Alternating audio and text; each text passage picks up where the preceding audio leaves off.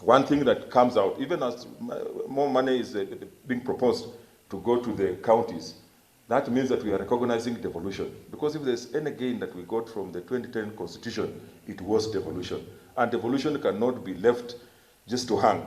There must be an institution that takes care of devolution. And if more money is going to go to the counties, the more reason why we must have a strong Senate that is going to have capacity to oversight the money that is going to go there, that's going to protect the money that goes there. And I think that's the conversation that we really want to have, so that we engage all the stakeholders and make sure that our institutions are also responsive to the needs of the Kenyans. So as a Senate, I'm sure we'll be also coming up with what we think should enrich that the paper that was launched, so that we are moving together as a country. It might have been the most difficult time you had as Speaker, and for many of us as well it was difficult, but look what happened. From 316 billion, Albert, now you have to give us 370 next year.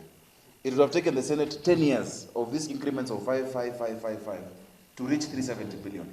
Every cloud has a silver lining, and it is only good for our counties, you know, and we say that is behind us, water under the bridge.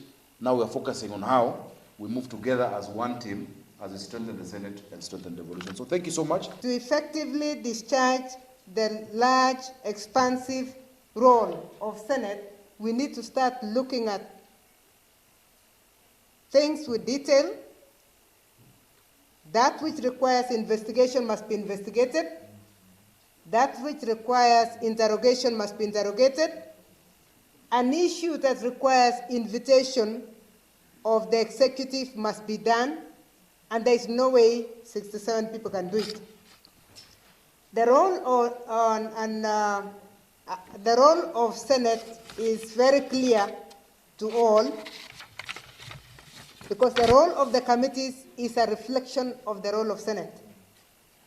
And as you are all aware, the role of Senate is that of representation of the people, that of legislation and oversight.